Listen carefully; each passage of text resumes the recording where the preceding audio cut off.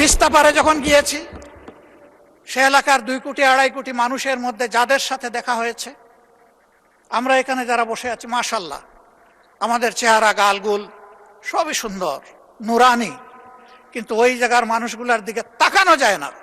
তাদের হাড়ের ভিতরে চামড়া ঢুকে গেছে, জীবনের ঘানি টানতে টানতে তারা হয়রান হয়ে গিয়েছে। পুরো নদীটা একটা মরুভূমিতে পরিণত হয়েছে। ভরাট হয়ে যাওয়ার কারণে পাশের প্রতিবেশী দেশ থেকে যখন বন্যা তেড়ে আসে, তখন নদীর ধারণ ক্ষমতা একেবারেই নির্জীব হয়ে যাওয়ার কারণে 2 কূল ভাসিয়ে আবার তাদেরকে পানিতে ডুবাইয়া মারে। শীত মৌসুমে যখন সে ফসল ফলাবে, তখন তার চাহিদার পানি নাই। বর্ষায় যখন সে একটু আত্মরক্ষা করবে, তখন পানির তুড়ে ভেসে যায়। প্রতি বৎসর শত নয় হাজার হাজার ঘরবাড়ি বিলীন হয়ে যায় নদী তটে। এভাবেই তাদের জীবন চলছে। আমি ধন্যবাদ জানাই আসাদুল হাবিব দুলু সাহেবকে, সম্মানিত সংসদ সদস্য তিনি এবং মন্ত্রী। তিনি একটি আন্দোলন গড়ে তুলেছিলেন, জাগো বাহে।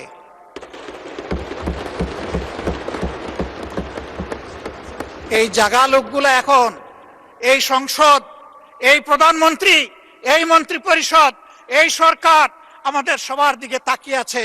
আমাদেরকে তো জাগিয়েছে তো ঠিকই, আমরা কিন্তু আমাদের দাবি এখন বাস্তবায়ন হচ্ছে দেখতে চাই। মাননীয় স্পিকার,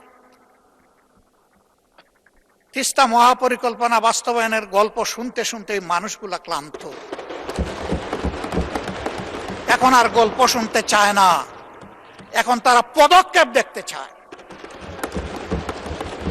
আমরা নির্বাচনের সময় কথা দিয়েছিলাম, কে সরকারে আসবে না আসবে আল্লাহ তাআলা নির্ধারণ করবেন। আমরা যদি সে সুযোগ পাই, আমাদের প্রথম পদক্ষেপ হবে তিস্তা নদীতে প্রথম কুদালটা কূপ মেরে। আমরা এখান থেকে শুরু করব। সারা বাংলাদেশ কম বেশি ঘোরার সুযোগ হয়েছে। রিয়েলি তিস্তা পারের মানুষগুলার মতো এত দুর্ভাগ্য পীড়িত মানুষ আমি বাংলাদেশের কোথাও আর দেখি না।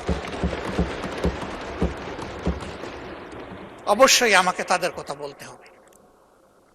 আমার কথা এখানে তিস্তা মহাপরিকল্পনা বাস্তবায়ন অতি সত্বর, বিশ্বাসযোগ্য, দৃশ্যমান ভূমিকা নেওয়া হচ্ছে, আমরা দেখতে চাই।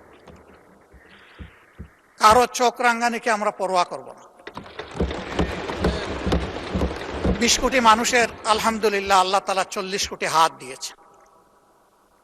প্রত্যেকটি হাত সরকারের পাশে দাঁড়াবে, সরকার যদি সাহস করে এই পদক্ষেপ নেয়।